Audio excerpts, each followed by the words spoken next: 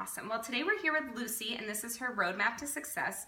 Her guardians contacted me to go over how to help her stop being so reactive to children.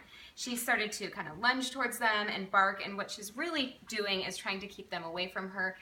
Kids are really interesting and interesting to dogs especially, because they don't move like adult people do. They move in chaotic ways and move, in really sporadic motions, and they're not predictable. So when it comes to kids, dogs actually have to be kind of socialized to them as if they're different from adult people.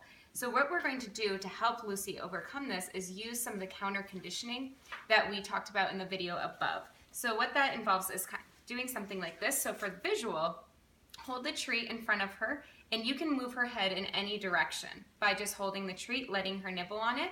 And that way she can be looking at the kids. Make sure she's only getting the treat when she's looking at the kids. If she's not sitting and taking a treat, you're too close to the kids. So you want to stay far enough away that she's very comfortable, and over time, slowly increase your proximity to the point where then you can ask kids to participate by having them offer her treats, or you can even start by having kids toss treats over to her when they're still about a foot away. A lot of times kids get really excited, and if you say, oh, you can toss her a treat, they're more than willing to kind of help you out with this.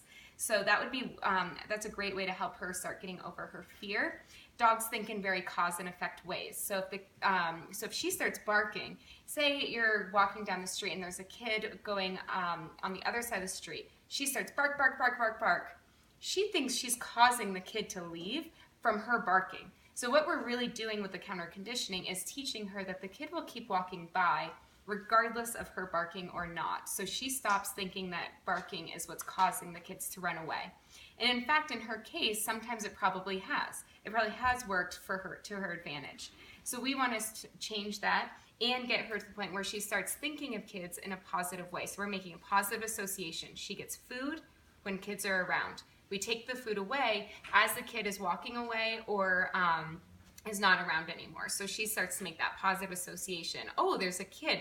Awesome. I'm probably going to get something really yummy and amazing, like these little tricky trainer treats that we keep using. She's a big fan.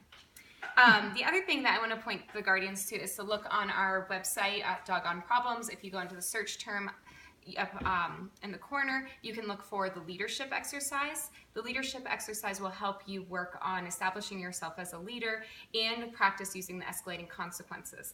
I would suggest that you go through the leadership exercise, probably each member in the house probably once a day for the next 2 weeks. This is really just going to help establish a change in dynamic, so she's not thinking of herself in a leader position and looking for direction from the leaders of the house. So if they practice that once a day, try to spread that out. Instead of having a big family get together where everybody does this, try to spread that out. If she gets a nap in between, even better. It helps consolidate memories when dogs sleep, and she'll actually learn even faster. The next thing that's really important is she was eating in a free feeding manner, and that means that she had control over the most important resource in the house. So we are changing that into using a structured feeding ritual, and I want to encourage the guardians to make sure that they eat first, at least a carrot. Remember to eat something really crunchy, and then you can feed her. She should be outside of the laundry room where she eats until you give her permission, and then she only has 3 minutes maximum to eat.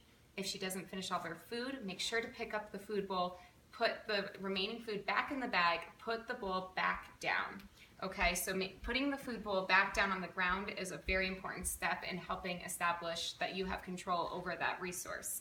And that will also help change the dynamic of leadership position in the home.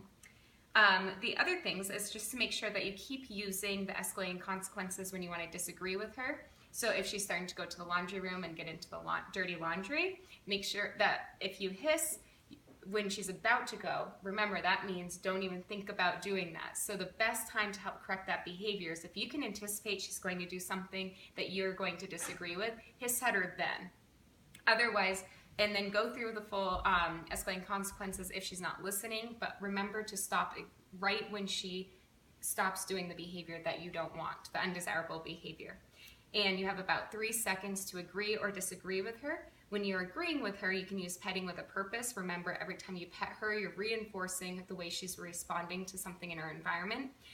Or using the treat rewards again, make sure that you always use treats throughout her life to keep her responding to you in a positive way. And everything you do trains your dog, only sometimes you mean it.